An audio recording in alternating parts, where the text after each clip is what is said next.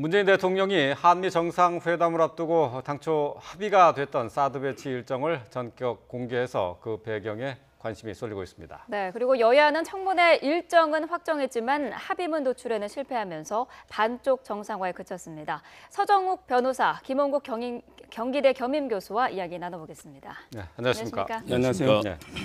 자, 문재인 대통령이 한미 정상회담을 앞두고 연일 외신과 인터뷰를 계속하고 있는데요. 어제는 로이터와 인터뷰를 했습니다. 처음으로 이제 당초 사드 배치 일정을 밝혔는데요. 직접 먼저 들어보겠습니다. 원래 한국과 미국 사이에 사드 배치를 합의할 때 그 스케줄에 의하면 금년 이 하반기까지 사드 미사일 한 기를 야전 배치하고 그다음에 나머지 이 5기는 내년도에 배치하기로 그렇게 그런 스케줄이 합의되었다고 합니다. 그러나 어떤 연유였는지 알 수 없지만 지난번 탄핵 국면에 들어서고 난 이후에 이런 절차들이 굉장히 서둘러졌습니다. 네. 자, 사드 배치가 어떤 연유인지 알 수 없지만은 일정이 앞당겨졌다 이렇게 얘기를 했어요. 근데 저희가 지금 보도를 여태까지 해온 것으로는 한미가 연내에 사드 배치를 완료한다 이렇게 알고 있었거든요. 문 대통령이 지금 밝힌 내용은 저희가 일반적으로 알고 있는 것과는 상당히 좀 차이가 있습니다. 그렇습니다. 그리고 그동안의 한미연합사라든가 또는 주한미군 그리고 우리 국방부가 했던 여러 가지 일정들이 사실은 실제 배치 상황에서는 달라진 거죠. 그렇기 때문에 문 대통령이 그동안의 합의 사항에 대해서 일단 파악을 한 것으로 보이고요. 지난번에 국방부에 보고 누락 사건이 있었지 않습니까? 국내에 반입돼 있고 실제 배치 관련해서도 국방부가 제대로 대통령에게 보고하지 않으면서 그 당시에 대통령을 속인 기망 논란이 있었습니다. 이 부분을 놓고 이제 대통령이 한미 정상회담을 앞두고 한미 간의 서로 인식 차이가 큰 것이 아니다. 그리고 그 절차에 대해서 대한민국 정부가 투명하게 이것을 지금 밝혀나가고 있는 과정이다라는 그런 부분들을 밝히는 것 같고요. 왜냐하면 최근에 특히 미국의 매파라든가 또는 국내 보수 진영에서 마치 문재인 대통령의 시각이 트럼프 대통령과 다르고 한미 정상회담에서 이와 관련해서 굉장히 큰 인식의 차이가 있을 것이다. 이런 이 비판들을 하고 있는 상황이거든요. 이에 대해서 아마 문재인 대통령은 한미 간의 이견이 있는 것이 아니다. 그리고 우리 한국 정부가 사드와 관련해서 최근에 환경 영향 평가라든가 이런 부분에 나서고 있는 것은 그동안에 당초 일정과 다르게 진행이 되고 있는 사드의 배치 상황들 이런 부분에 대해서 정부는 명확하게 규명하고 이 부분을 해나가는 것이지 주권국가로서 당연히 해야 될 역할을 하는 것이고 그러나 전반적인 것들은 미국과의 합의를 존중하겠다라는 그런 큰 틀을 강조함으로써 한미 정상회담에서 트럼프 대통령과 서로 간의 한미 동맹의 그런 굳건한 우위를 다시 한번 확인하기 위한 전초전이고 그것을 만들어가는 저는 상황의 맥락을 만들어가는 과정이라고 생각이 듭니다. 문재인 대통령이 그렇기 때문에 그동안의 조사 상황들, 국방부의 발표라든가 또는 외교안보실의 그동안의 진행 상황들 그리고 주한미군의 배치 상황 이런 부분을 면밀하게 검토하고 이 부분에 대해서 언론 인터뷰를 통해서 밝힌 것으로 보입니다. 네, 말씀하신 것처럼 사드 배치와 관련해서 보고 누락이 있지 않았습니까? 자, 문재인 대통령의 이 인터뷰 내용을 보면은 여기에 대한 진상 조사를 지시한 배경도 어느 정도 좀 설명이 가능할 것 같아요. 그렇죠. 저는 문재인 대통령이 아주 민감한 시기에 민감한 이슈를 지금 건드린 거예요. 어떻게 보면 이게 협상의 과정. 실제 그런 일이 있었는지 없었는지 저는 모르지만 일단 이게 공개를 했잖아요. 제 개인적으로 이게 두 가지 의도로 봅니다. 첫째는 이제 미국과 정상회담을 앞두고 뭔가 이게 주도권, 협상의 주도권을 잡겠다. 왜냐하면 이게 미국에서는 지금 환경영향 평가 이런 걸 이유로 자꾸 이게 지연하고 있는 걸 좀 의구심을 가지고 보잖아요. 그런데 그게 원래 합의가 원래 그런 거였다. 이런 식으로 이게 설명하면서 협상의 주도권을 잡아보자. 이게 아마 첫째 의도고요. 그다음에 두 번째는 저는 중국을 향한 메시지도 있다 봅니다. 바로 이게 좀 있으면 G20이 있거든요. 그럼 이게 중국에도 우리가 이런 식으로 이게 원래는 한미 간에 이런 합의가 있었는데 전 정권이 뭔가 이게 책임으로 서둘렀다. 이런 걸 이게 중국에 설명함으로써 뭔가 이 경제 제재를 좀 풀어달라. 이런데 이거 두 가지 나라에 대한 메시지로 이걸 이게 발표했다고 보는데 결론적으로 이게 제가 보기에 지금 문재인 대통령이 중국과 미국 사이에 상당히 위험한 줄타기를 하고 있어요. 어쩌면 이게 둘 다 만족시킬 수도 있지만 둘 다 이룰 수도 있는. 왜냐하면 이게 궁극적으로 설치된다면 중국이 손바닥 보지 우리 보고 있거든요. 레이더나. 그럼 이게 중국도 불만이고 또 이게 미국도 오늘 바로 반박 성명을 냈잖아요. 왜 기존의 합의는 투명하게 다 절차대로 이루어왔다. 이미 반박을 했거든요. 그럼 이게 미국도 속으로는 상당히 불만이 있지 않을까 이렇게 보입니다. 지금 뭐 어쨌든 글쎄 이제 연내에 발사대 한 기만 배치하기로 했다라고 하는 합의 내용을 문재인 대통령이 공개를 한 건데요. 근데 이제 이게 다 이제 미국이나 우리나 이제 전 정권에서 이제 합의한 내용이란 말이죠. 근데 이제 정상회담을 앞두고 말씀하신 것처럼 혹시 이제 역효과가 나지 않을까 이렇게 우려되는 부분도 좀 있습니다. 그렇습니다. 그런 부분들이 이제 미국의 소위 말하는 미국 외교가에는 사실은 매파와 비둘기파가 엇갈려 있지 않습니까? 국무부 같은 경우는 굉장히 외교적인 접근을 하고요. 국방부는 굉장히 매파적인 아주 공세적인 접근을 하지 않습니까? 네. 그런 미국 전반적인 외교에서 일단은 미국의 매파 진영에서는 상당히 이 부분에 대해서 우려를 하고 또 공격을 하는 빌미가 될 수 있습니다. 그런데 미국 외교의 틀들은 결국은 국방부 또 백악관이 있고요. 또 국방부, 국무부 그리고 의회 다양한 채널을 통해서 이것이 결국은 완성이 되는 과정이거든요. 네. 저는 이런 것들을 문재인 대통령이 공개한 이유가 바로 우리의 입장들을 명확하게 설명하고 그리고 미국의 이 부분에 이해를 구하면서 결국은 중국에도 이해를 구하는 아까 우리 서 변호사님 말씀하셨지만 중국에도 이 부분에 대해서 메시지를 보내는 효과가 있고요. 네. 저는 이 부분이 아까 이 문재인 대통령이 위험한 줄타기를 하고 있다라고 그러셨는데 그게 아니고 전 정권이 빠뜨려 놓은 위험한 상황 속에서 문재인 대통령이 이를 타개하기 위한 노력을 기울이고 있다. 결국은 대통령까지 기망하면서 결국은 연내 배치되기로 했던 여러 가지 일정들을 서둘러서 앞당기면서 결국은 대통령이 국방 정책을 결정할 수 없게 만들었지 않습니까? 이 상황 속에서 문재인 대통령이 미국에도 우리가 든든한 한미 동맹의 가치를 다시 한번 확인시키면서 중국은 또 경제 제재에 나서고 있는데 중국을 설득해야 되는 정말로 어려운 상황에 놓여 있습니다. 그렇기 때문에 이번 한미 정상회담에서 이런 의제들을 놓고 미국을 충분히 이해하고 설득시키면서 동시에 또 앞으로 닥쳐올 중국과의 관계에서도 성사시켜야 되기 때문에 문재인 대통령이 사실은 굉장히 어려운 상황 속에서 앞으로 고군분투해야 되는 어려운 동북아의 외교적 환경에 놓여 있다. 더군다나 네. 북한의 도발도 뭐 미사일 실험이라든가 이런 것들이 이어지고 있기 때문에 네. 정말 전 정권 박근혜 정부까지 만들어 놓은 이 잘못된 외교 정책, 안보 정책으로 인해서 쌓여온 것들을 이제는 정상화시키는 그 무거운 과제를 안고 문재인 대통령이 지금 그 노력을 하고 있는데요. 저는 이 부분의 성사를 위해서는 여야 할 것 없이 적극적으로 우리 안보 상황을 높이기 위해서 좀 도와야 되지 않나 이런 생각을 합니다. 네. 자, 말씀하신 것처럼 문재인 대통령은 중국이 북핵을 중단하게 하도록 더 나서야 한다고 밝혔습니다. 중국 역할로 오늘 처음으로 언급을 한 건데요. 관련 내용 들어보겠습니다. 아직은 그런 능력을 갖추지 못했지만 지금 북한이 핵과 미사일을 발전시켜 나가는 속도로 보자면 멀지 않은 시기에 그런 능력을 갖출 수도 있을 것이라고 봅니다. 북한에 대해서도 가장 많은 경제적인 도움을 주고 있는 나라입니다.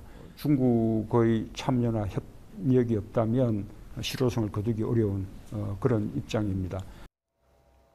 네. 자, 이 부분은 미국의 트럼프 대통령과 같은 입장인 것 같아요. 저는 이게 조금 다르다 봅니다. 저는 이게 중국 역할론이 필요는 하지만 한계가 네. 있다 봐요. 예, 그래서 이게 중국하고 북한은요, 바로 이게 혈맹이자 순망치안의 관계입니다. 따라서 이게 그 한계가 있는 게 예를 들어 이게 그 미국이 선제 폭격론이나 이런 게 나왔을 때 중국은 이게 단연코 반대했거든요. 예. 따라서 이게 중국이 어느 정도 역할을 하지만 저는 이게 북한 정권의 결정적인 마지노선은 넘지 않을 것이다. 한계가 있을 것이라 보고요. 아마 이게 트럼프 대통령의 어떤 중국 역할로 기대하는 이거하고 이제 그 우리 문재인 대통령이 기대하는 거는 좀 미묘한 뉘앙스의 차이는 있다. 이렇게 보입니다. 예. 뭐 말씀하신 것처럼 이제 트럼프 행정부에서도 사실 이제 중국에 상당히 많은 기대를 많이 했었는데요. 근데 지금 최근에 이제 전개된 상황으로 오토 원비어 사망 사건에 다다르면서 미국에서 이제 중국 정부에 대해서 기대를 조금 접어가는 그런 상황이 지금 나타나고 있어요. 그렇죠. 트럼프 대통령도 명식으로 그런 얘기를 했죠. 중국이 노력을 했지만 중국의 역할이 한계가 있는 것 같다는 네. 그런 얘기를 함으로써 중국이 가지고 있는 동북아에서 특히 북한에 대한 영향력이 그렇게 높지 않은 것 아니냐. 중국이 역할을 해주는 것에 대한 기대를 좀 접는 듯한 그런 발언을 하고 있습니다. 네. 그럼에도 불구하고 사실 한반도의 상황은 결국은 미국과 중국이 적극적으로 서로 개입하고 만들어갔던 사실 육자회담도 사실은 핵심적인 그 키플레이어들은 결국 미국과 중국 아니었습니까? 네. 미국이 역할을 하고 중국이 역할을 하면은 그 상황이 잘 풀렸지만 서로 간에 갈등 관계에 있을 때는 우리 육자회담이라든가 또 북한을 다루는 것도 굉장히 어려움에 처했거든요. 네. 문재인 대통령이 그래서 상당한 어려움이 있습니다. 왜냐하면 미국의 보조를 맞추다 보면 중국과 또 어긋나고요. 과거 박근혜 전 대통령이 그러지 않았습니까? 중국의 전승절에 뭐 참석하는 등 여러 가지 중국과 친중국의 행보를 보이다가 미국의 반발이 나타나니까 미국 쪽으로 또 갑자기 너무 경사되면서 외교가 비틀거리는 그런 상황이 있었습니다. 그렇기 때문에 저는 여기서 정말 균형을 잡으면서 미국과의 우방 관계, 외교안보의 튼튼한 관계를 확인하면서도 중국에서 요구하는 것들에 대해서 우리가 적절하게 이해를 구하면서 최대의 교역국인 중국과의 관계도 저희는 양쪽을 다 고려하면서 우리의 국익을 높여가야 되는 상황이고요. 예. 또 북한에 대해서는 미국과 중국이 적절한 역할을 해줘야만 남북 관계도 개선될 수 있고 결국 통일에 이룰 수 있다는 점에서 문 대통령이 외교안보 상을 굉장히 고심을 하고 예. 이번 정상회담과 G20 정상회의를 정말로 치밀한 준비 끝에 맞아야 되는 좀 어깨 무거운 짐을 지고 있는 상황이라고 판단이 됩니다. 예. 네.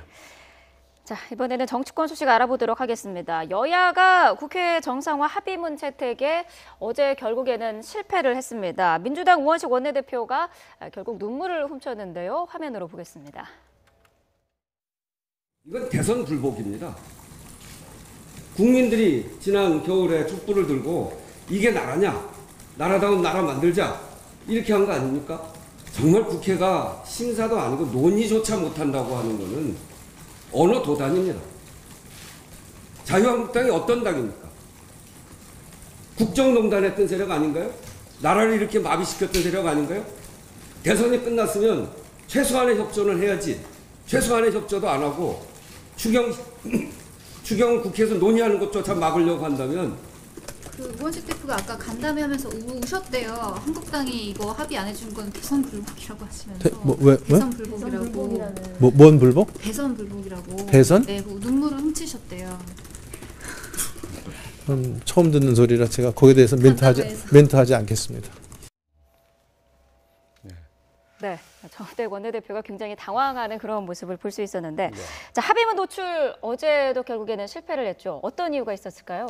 일단은 우원식 원내대표의 입장은 이해가 됩니다. 여당의 원내대표로서 정말 국정이 제대로 굴러가는 것들 역할을 해야 되는데 지금 40일 대통령 취임한 지 이제 40일 넘어서 뭔가 새로운 흐름을 만들어야 되는데 아직 내각 출범도 못하고 있고 또 추경이라든가 뭐 개혁 입법 아무것도 지금 진전을 못 시키고 있지 않습니까? 답답한 마음은 있겠지만 그럼에도 여당 원내대표는 책임 무겁습니다. 좀 더 진중하게 야당을 더 설득하고 또 더 자세를 굽혀서 정말 매일 밤이라도 찾아가고 자리를 가지면서라도 설득해야 된다라고 보여지는데요. 네. 일단은 야당의 입장과 상당히 큰 차이가 있다. 추경안에 대해서 국가재정법이라든가 여러 가지 규정에 대해서 야당과의 입장이 상당히 다른 측면이 있고요. 야당의 입장에서는 이 부분이 국가재정법이 다루고 있는 상황과 맞지 않다. 여당의 입장에서는 불가피하게 이루어지고 있는 상황들, 또 실업 대란, 정말 사상 초유의 18년 만에 맞는 최악의 청년 실업이라든가 이런 부분에 있어서는 꼭 해야 된다는 입장 아니겠습니까? 네. 서로 입장이 평행선을 달리고 있는데요. 네.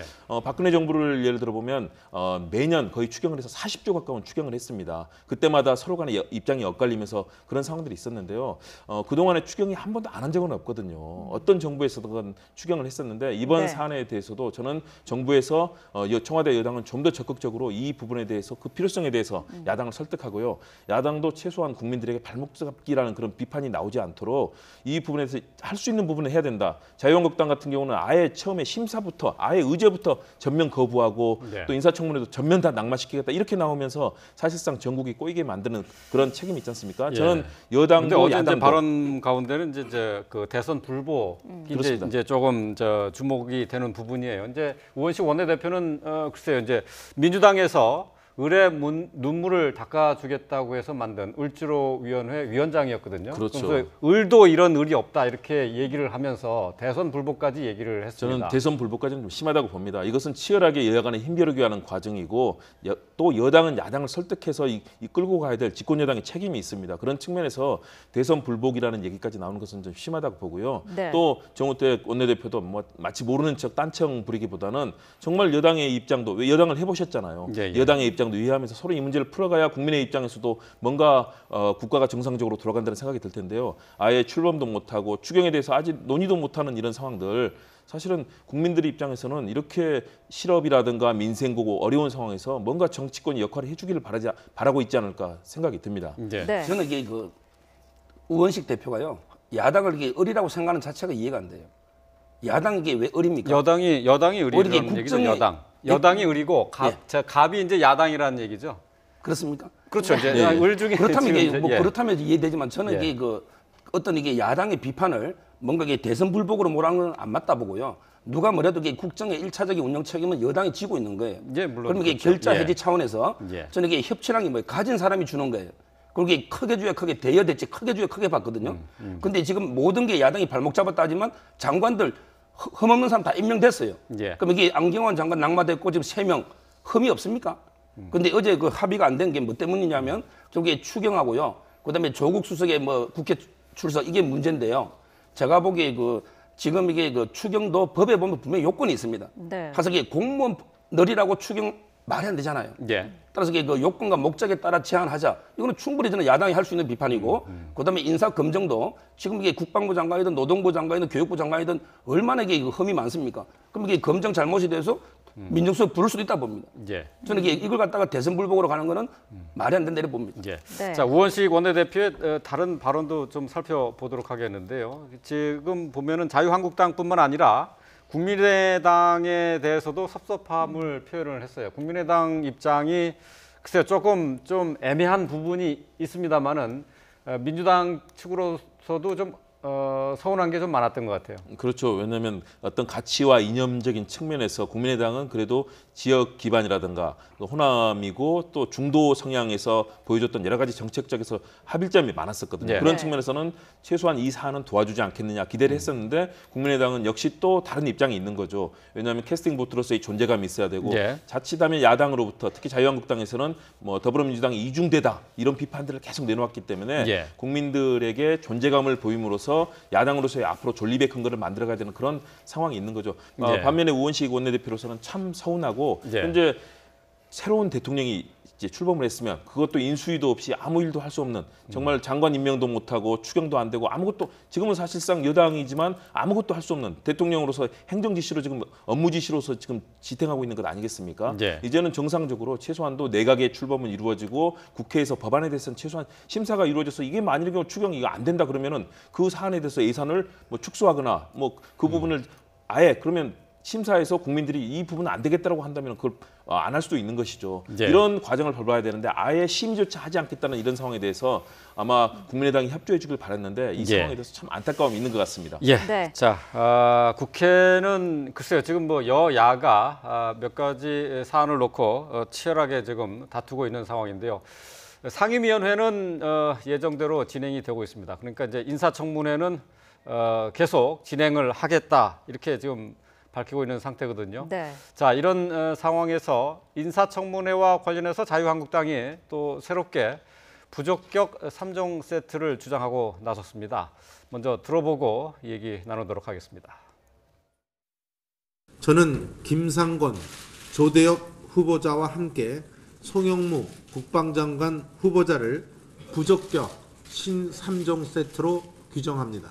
아무리 전직 장성이라 하더라도 퇴직 직후 월 3천만 원 자문료를 받는 것이 과연 정상적 취업인지, 약간의 활동비 정도, 또 얼마를 받았는지도 모르겠다고 해명을 했는데 이건 더욱 국민의 분통을 터뜨리는 것입니다. 대통령의 월급보다도 더 많은 월 3천만 원이 약간의 활동비라니 이걸 국민들이 상식적으로 받아들일 수 있겠습니까? 네, 김상곤 그리고 조대엽 후보자에 이어서 송영무 국방부 장관 후보자에 대한 의혹이 계속해서 터져 나오고 있으면서 지금 이제 신 3종 부적격자를 이제 자유한국당에서 이제 명단을 이렇게 밝혔어요. 야 3당이 모두 지금 의혹을 제기하고 있는 송영무 후보자. 글쎄요, 지금 어떻게 봐야 됩니까? 저는 이게 세 분 다 당연히 자진 사퇴하거나 철회해야 된다 이렇게 보고요. 저는 이게 두 가지를 말씀드리는데, 물론 이게 장관이 성군자나 도덕군자일 필요는 없어요. 그러게 평균적인 일반인보다는 도덕성이 있어야 된다 봅니다. 예. 예를 들어 이게 상행하요, 항상 이게 윗물이 맑아야 아랫물이 맑다는 말이 있거든요. 예. 근데 지금 제가 보기에 저 세 분은요, 일반 국민보다 더 흐린 물입니다. 예. 아랫물보다 더 흐린 흙탕 윗물입니다. 뭐 일반적인 얘기보다는 좀 하나하나 그래서- 좀 짚어봐야 될 것 그래서 같은데요. 이제 하나하나를 이렇게 예. 말씀드리면 예를 들어 이게 그 국방부 장관부터 보면요. 항상 이게 동일 사안은 동일 기준이 적용돼야 되는데 예. 예를 들어 이게 옛날에 안대희 대법관 정관예우로 이게 낙마했지 않습니까? 예. 네. 근데 이분은 어떤 정관예우 아닙니까? 이게 월 10억을 받았어요. 로펌에 맞죠? 그다음에 그렇죠. 방위사업체 자문료도 한 2억을 받았죠. 예, 예. 그럼 이게 안대희 대법관 사례하고 비추어 보면 당연히 이거는 제가 보기에 부적격하고 또 이게 방위사업체에서 자문을 했어요. 예. 그럼 이게 그 제가 보기 정관예우 플러스 약간 이게 방산 로비스트 이야기까지 나오거든요. 예. 그래서 이게 네. 저는 국방부 장관은 당연히 안 되고 자 그다음에 두 번째 교육부 장관도 논문도 이게 표절 의혹도 있지만 예. 제가 보기에 교수 생활하면서 논문을 안 썼어요. 예. 저도 이게 교수 7년 했지만 논문을 이래 안 쓰고는 성진이랑 교수가 안 되거든요. 이건 이게 직무유기 전 논문의 편수가 적어요. 뭐 저 논문 편수가 뭐 적다고 하는 것을 예. 가지고는 뭐 저 문제 삼기는 좀 아직 좀 그런 것 같고요. 왜냐하면 이게 몇십 년 교수하면서 예. 논문이 3-4편, 몇 편이다. 이건 이게 표절 의혹도 있지만 또 이분이 교육부 장관이잖아요. 예. 그럼 이게 교육부 장관이 논문 표절 의혹이 있으면 이게 정책이 되겠습니까? 이분에게 비교 대상이 그렇죠. 김병준 이제 그것 때문에 이제 예. 김병준 후보자가 이제 김병준 전 그분하고 총리죠. 이게 비교해야 되거든요. 네. 왜냐하면 이게 그분은 수많은 논문을 쓰고 학계 존경받는 분인데 자기 논문 표절로 낙마했어요. 예. 그럼 이게 누가 더 나쁩니까? 그리고 마지막으로 이게 고용노동부 장관 이분에게 임금체불 노동부 장관 임금체불을 예. 하는 회사의 이사다. 이게 예. 말이 됩니까? 예. 그다음에 음주운전. 근데 이거 해명도 거짓이었잖아요. 해명도. 예. 그러면 뭐 좀, 이런 이게 논란이 부적- 있죠. 예. 그렇죠. 네. 그러면 이게 이런 결격 사유 전부 고유 분야에 다 하자가 있는 거예요. 음. 이런 분들은 저는 당연히 이거는 지명 처리하거나 자진 사퇴해야 된다. 이렇게 예. 봅니다. 예. 네. 여러 가지 의혹이 잇따르고 있기 때문에 청문회에서 본인들이 어떻게 해명할 것인가라는 부분을 좀 들어봐야 할 문제인 것 같긴 한데 지금 여권 내부에서도 조금 분위기가 다를 것 같아요. 그렇죠. 왜냐하면 지금까지 나와 있는 의혹들 우리 서 변호사님이 잘 정리해 주셨지만 교육부 총리, 사회부 총리라면 교육 분야를 담당해야 되는데 만일의 경우 저는 지금까지는 의혹이라고 봅니다. 아직까지 다 내용들이 확인된 건 아니거든요. 예. 의혹이 제기되고 있는데 이 부분이 정말 청문 과정에서 사실로 확인이 되고 그렇다면 그 부분은 국민들에게 사실은 비판을 받을 수 있는 여지가 충분하다고 봅니다. 교육부 총리가 교육 관련해서 만일의 경우 표절이 있었다면 표절 행위가 사실로 확인된다면 그 부분은 상당히 심각한 결점이 될 것으로 보이고요. 예. 네. 또 다른 부분도 마찬가지입니다. 그렇기 때문에 저는 여당 내에서도 이 부분에 대해서는 꼼꼼하게 심사를 해봐야 된다는 얘기가 나오고 있고요. 정말로 저는 야당이든 여당이든 간에 과연 고위공직자로서 가져야 될 도덕성과 정책 능력 이 역시 아무래도 고위공직자는 두 가지를 다루지 않겠습니까? 과연 그런 도덕성과 신뢰성이 있는지 또 하나는 과연 그동안에 쌓았던 인생의 경력을 통해서 풍부하게 그 분야의 정책과 업무를 담당할 만한 능력이 있는가 그리고 어떤 비전을 가지고 있는가를 살펴볼 텐데요. 그 부분을 검증을 통해서 만일에 국민의 눈높이에 맞지 않는다면 안경환 후보자가 자진 사퇴했듯이 여기도 마찬가지라고 보는데요. 그러나 최소한 청문 과정을 통해서 확인이 되거나 아니면 정말 본인이 부인할 수 없을 정도로 완벽하게 이 부분에 대해서 검증이 된다면 예. 본인들의 그런 결정도 있을 거라고 봅니다. 그런데 현재로서는 여당 내에서도 그런 비판들이 나오고 있기 때문에 네. 저는 청문회에서 아마 냉혹하고 엄정한 그런 평가가 나오지 않을까 판단해 봅니다. 청문회 가운데 이제 그 관심을 끄는 김상곤 후보자에 대한 청문회에 증인으로 김병준 전 총리가 채택이 됐습니다. 나올 건가요? 본인이 지금 아직은 설왕설래가 있는 것으로 보입니다. 네. 그런데 사실은 본인과 관련돼서 여러 가지 이슈가 있었던 부분이 나오기는 좀 부담은 있을 겁니다. 네. 그럼에도 불구하고 또 김병준 전 부총리의 경우는 굉장히 소신이 어떤 이슈에 대해서 굉장히 소신이 뚜렷한 분이기 때문에 네. 이 부분에 대해서 밝힐 가능성도 있다. 그러나 네. 사실은 저는 나오지 않을 가능성이 좀 더 크지 네, 않을까 이런 생각을 해봅니다. 김병준 전 총리 같은 경우도 뭐 이제 증인 채택과 관련해서 본인에게 연락을 해온 것이 없다 이렇게 얘기는 하고 있더라고요. 그러니까요. 예. 그래서 본인도 나오기는 좀 힘들 것 부담이 같기는 있을 하고요. 겁니다. 예. 왜냐하면 같은 학자 출신으로서 본인과 또 여러 가지 얘기가 있었던 분이기 때문에 네. 그렇긴 할 텐데요. 결국 국민의 눈높이에 맞춰서 뭐 어떤 얘기를 하실 정도로 굉장히 적극적인 성격이시기 때문에 청문회에 나오지 않더라도 어떤 얘기는 하지 않을까. 네. 그러나 이 부분이 학자들끼리 사실은 서로 간에 이해할 수 있는 부분도 있고 그러나 만일의 경우 그 선을 넘었다면 아마 저는 김병준 전 후보자 역시 또 어떤 그런 평가를 내놓을 수도 있지 않을까 생각해 봅니다. 예. 네. 자, 최근에 자유한국당이 심기일전을 위해서 SNS에 당명과 관련한 오행시 이벤트를 진행을 했는데요. 자, 긍정적인 내용은 찾아보기가 자, 힘들다고 합니다. 지금 보시는 것처럼 자유한국당이라는 당명 앞에 이 글씨로 가지고 오행시 이벤트를 이제 진행을 한 건데요. 낚시성 댓글도 있습니다. 지금 마지막에 당 부분에 보면은 결국에는 더불어민주당 화이팅이라는 그런 예. 오행시도 있었고요. 자, 작심하고 비판을 하는 댓글도 있었습니다. 어떻습니까? 무관심보다는 뭐 정치인들은 비판이 낫다라는 얘기를 한다고 하는데 이런 같은 맥락으로 볼 수 있을까요? 제가 보기에 그 자유한국당도 이게 젊은 층에서 어떻게 보면 인기가 상당히 없잖아요. 예. 따라서 이게 그 이런데 응모하는 분들이 아마 젊은 층이 많다 보니까 이런 비판 요론이 많은 거고요. 예. 저는 이게 자유한국당도 쓴소리 한 말씀만 드리면 예를 들어 이게 그 반대할 거는 반대하지만 밀어줄 거는 밀어줘야 되거든요. 예를 들어 이게 대표적인 게 이낙연 국무총리, 또 이게 김상조 공정거래위원장 이런 분들은요. 제가 보기에 동의를 해줬어야 된다 저는 봅니다. 예, 왜냐하면 예. 이게 김상조 예. 위원장도 물론 헌결은 있지만 업무적인 능력이 탁월하고 예. 재벌 이게 개혁 전도사로서 이런 분들은 좀 밀어주고 그다음에 꼭 낙마시게 될 뿐에 해야 되는데 이때까지 거의 대부분 사사건건 반대를 해왔잖아요. 예, 예. 이런 점에게 자유한국도 좀 개선을 해야 되지 않을까 네. 이렇게 생각합니다. 네. 그런 것들이 지금 오행시에 이렇게 나타나는 게 아닌가 싶기도 하고요. 사실은 이제 자유한국당이 이제 의도했었던 것은 유권자들의 반응 정도도 좀 살펴봐야 되고 뭐 좀 또 뭐 격려성 댓글도 좀 많이 달릴 것으로 기대를 했었던 것 같은데 그렇습니다. 자 이게 저 젊은층한테 인기가 없다는 게 이렇게 그야말로 뚜렷하게 드러나고 말았네요. 전당대회를 앞두고 3명의 후보가 또 경쟁을 하고 있기 때문에 당에 대한 관심도 끌고 적극적으로 좀 격려도 받아보자 그런 취지였을 텐데요. 네.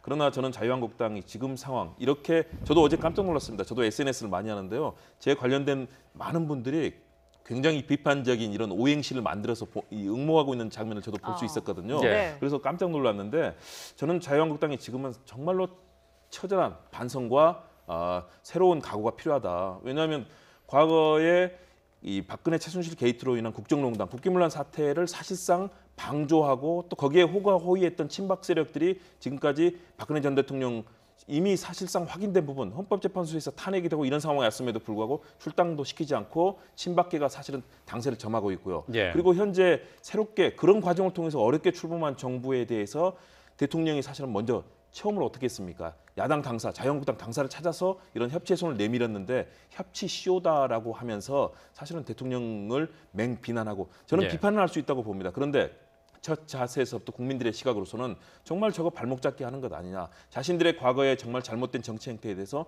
전혀 반성하지 않는 것 아니냐. 이런 것들이 저는 지지율에도 나타나고 있다고 봅니다. 한 자리까지 막 하락했지 않습니까? 그런 측면에서는 자유한국당이 정말 보수의 정말 진정한 정당이 되기 위해서는 합리적이고 열려 있으면서 협력할 것은 서 변호사님 잘 짚으신 것처럼 협력할 것은 협력하고 비판할 것은 비판하면서 열려 있고 합리적인 보수의 가치를 지켜나가는 것.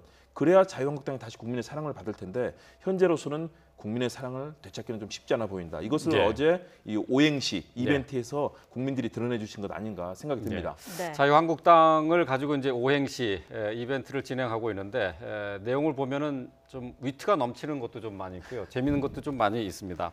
자유한국당 당직자들이나 뭐 의원들은 좀 가슴 아프게 받아들일 부분이 많이 있겠지만요. 글쎄요, 뭐 기분 전환을 위해서 한번 뭐 보는 것도 재미있을 것 같긴 합니다. 다른 정당도 이렇게 하면 쉽게 국민들께 좋은 평가 못 받을 것 같습니다. 그럴까요? 예. 네. 자, 여기서 마치도록 하겠습니다. 서정욱 변호사, 김홍구 경기대 겸임 교수와 함께했습니다. 고맙습니다. 고맙습니다. 감사합니다.